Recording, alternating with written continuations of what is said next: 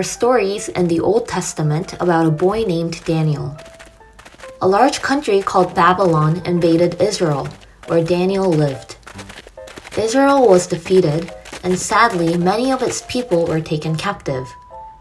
The king of Babylon selected wise boys from among them and provided them with good education. It was believed that if they grew up well and worked for Babylon, it would ultimately benefit the Babylonian nation. Daniel and his 3 friends were selected as wise boys and received their education. If you want to work for the Babylonian nation and king, you must first learn the language and knowledge of that nation. And you had to learn about the lifestyle of the people in that country. They even changed the names of the Israelites to Babylonian ones. So Daniel's name became Belteshazzar. The king of Babylon thought that in order for the boys to become workers of the country in the future, they had to be strong. So he gave them his own good food and precious wine. When you think about it, doesn't it seem like Daniel and his friends are living a pretty good life for prisoners taken to another country?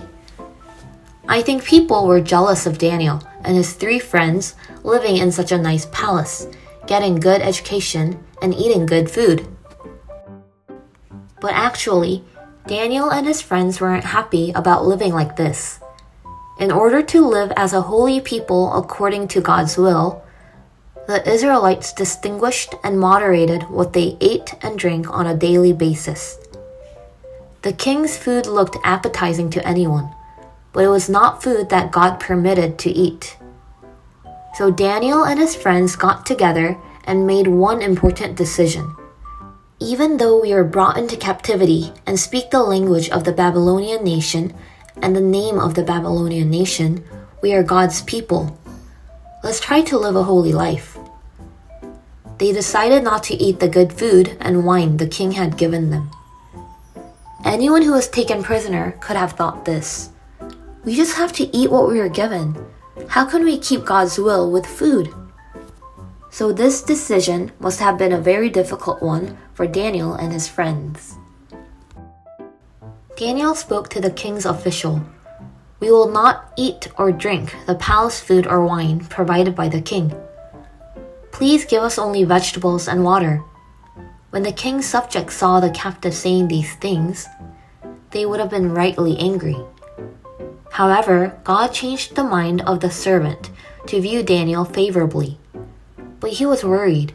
He thought that if Daniel and his friends did not eat meat and good wine, their bodies would become weak, and then he would be punished by the king for not taking good care of them. Daniel said, "Give us 10 days.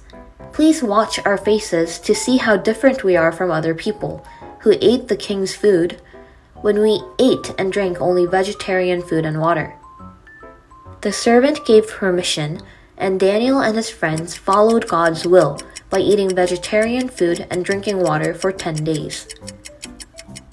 After 10 days, the king's servant saw Daniel and his friends, and saw other boys who had eaten the king's food. They looked even better than them. God even gave Daniel and his friends more wisdom. Isn't it really cool? Perhaps, what was the reason why Daniel and his friends were able to keep this difficult resolution? Wasn't it because he believed in God and had friends who were with him?